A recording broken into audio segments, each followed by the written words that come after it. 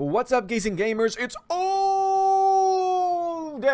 coming back with another video, and today, oh boy, we've got some really bad news for a couple of movies out there. One of which, of course, is Dark Phoenix, but another one that many people might have forgotten about is Godzilla, King of the Monsters. Keep this in mind. Godzilla, King of the Monsters came out last week. It was ranked #1. It came in 4th this week with a 67.5% drop. That is a ginormous drop in revenue, and that is just looking at the domestic total. Let's talk about the couple other films that came out this week and how well they're doing. Secret Life of Pets 2 did pretty decent, did okay with $47.1 million at the domestic box office. Dark Phoenix, that is the other one we want to talk about not doing very well, came in with $33 million. That's right, Dark Phoenix, a Fox production, technically also a Disney production, came in at #2 behind a Universal sequel that nobody asked for.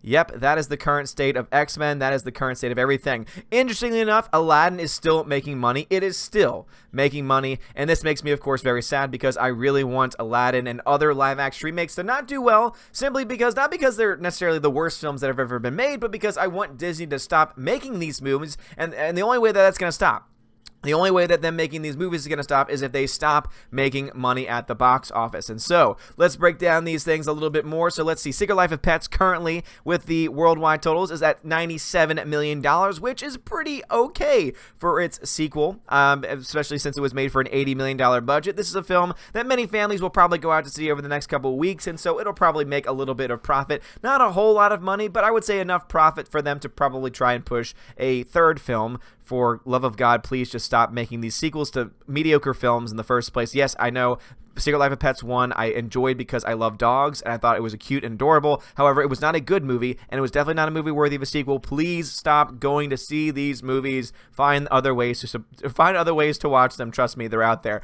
Dark Phoenix, though, man, oh man, this is a film that a lot of people said the foreign market's going to come in and save the day.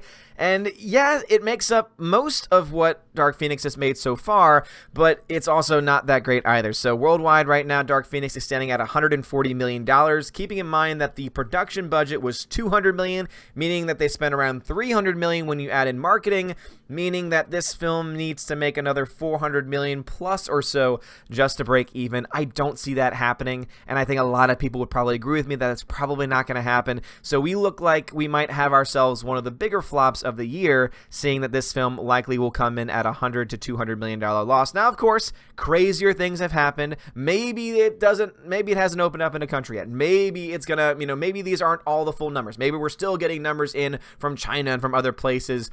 I highly doubt it, though. Dark Phoenix just is a mess. It's a boring film.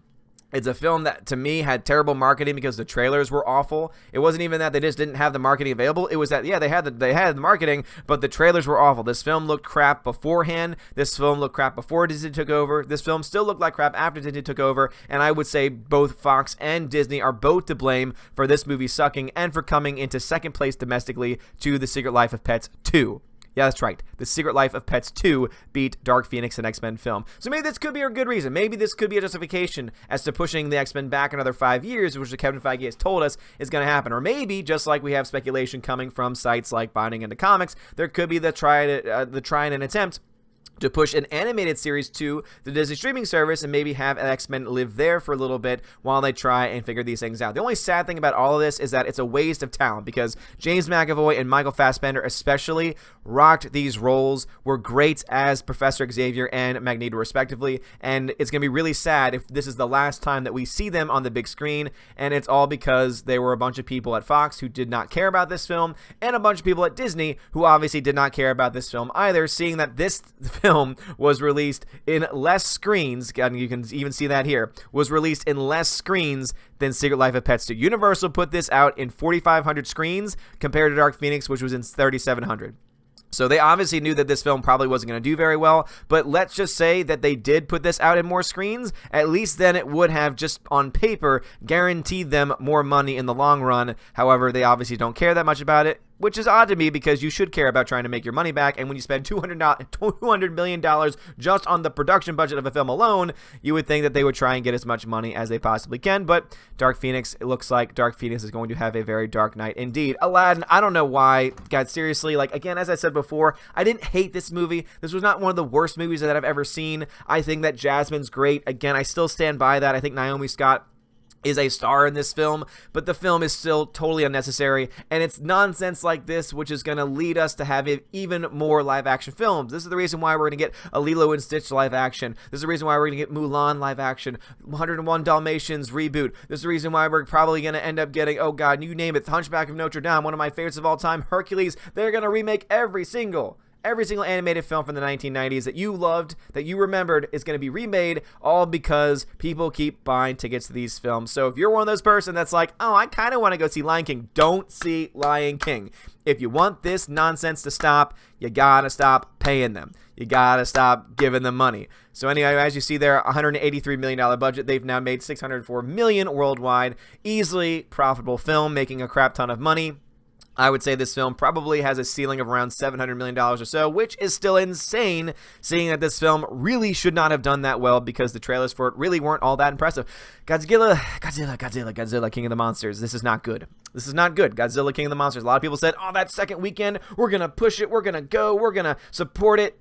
It's not going to be enough, it looks like. So again, production budget for this film was $170 million, meaning that it cost roughly $250 million or so to make this film when you add in the marketing, and it's only made about $208 million, and remember that they only get about 60% of that. So this film still needs to make about another $100 to $200 million just to break even, let alone make a profit. So this is another film which looks like it likely is going to fall into that possibility being a flop, possibly being one that barely breaks even. It's going to be really hard to tell at this point, but it's obvious that the foreign market really isn't eating this film up all that much, and the domestic market especially is not eating this film all that much. Again, I would say $100 million, a little over $100 million for the domestic market seems to be something that would be the most likely, and that foreign market, 200 to 300 million max, and I don't think that's going to be enough to be able to pay off the bills for, as you know, giving the people what they want by giving them more monsters on screen, by ballooning their budget, but by at the same time giving us some of the worst storylines imaginable and allowing the humans to still have 75% of the movie,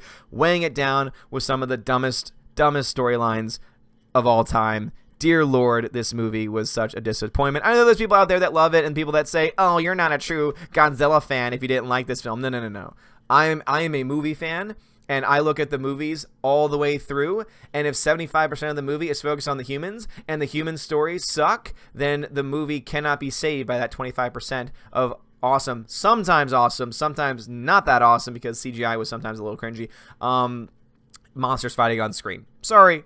Let's just going to be honest here, and I will always be honest with you guys. And the last movie to talk about is Avengers Endgame. Is it going to beat Avatar? This is a big question. Well, currently it's standing at $2.73 billion. Now keep in mind, Avatar was sitting at $2.78, so only about $50 million away. Now, I've been saying this from the beginning that I honestly think this movie is still making millions every single week.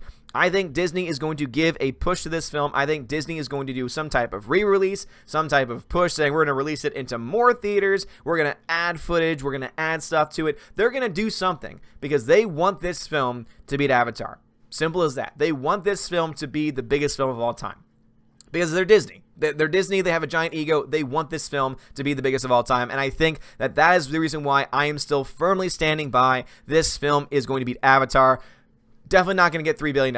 That is totally out the window at this point. But beating Avatar, $50 million away, I think there's a chance, and I think it's going to be because they're going to start a final push, campaign push, whatever it is that they're going to do. They're going to push this film down our throats until we all see it again, until they're going to, the point where they say, oh, you'll get a poster, you'll get a card, you'll get this, you'll get that. They're going to do something where they're going to try and push this film over the edge to get it to that point. I really honestly believe that. I could still be wrong on this. I absolutely could still be wrong on this. They could say, oh, well, it's okay. It's the second highest grossing film of all time before adjusting for inflation, of course.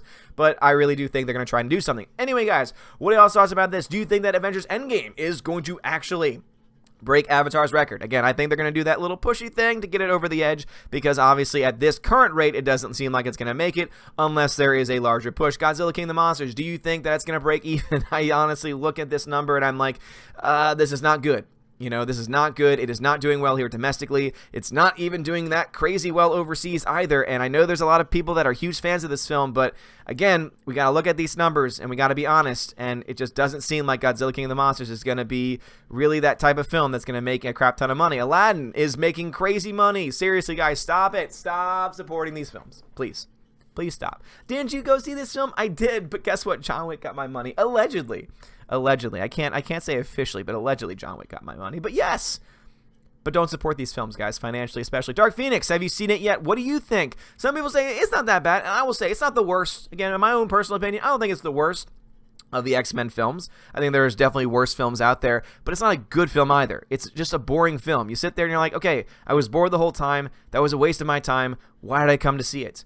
And I don't think that the comments made by Sophie Turner about Georgia helped all that much. So this film is heading to bomb territory. I have no question about it. Secret Life of Pets.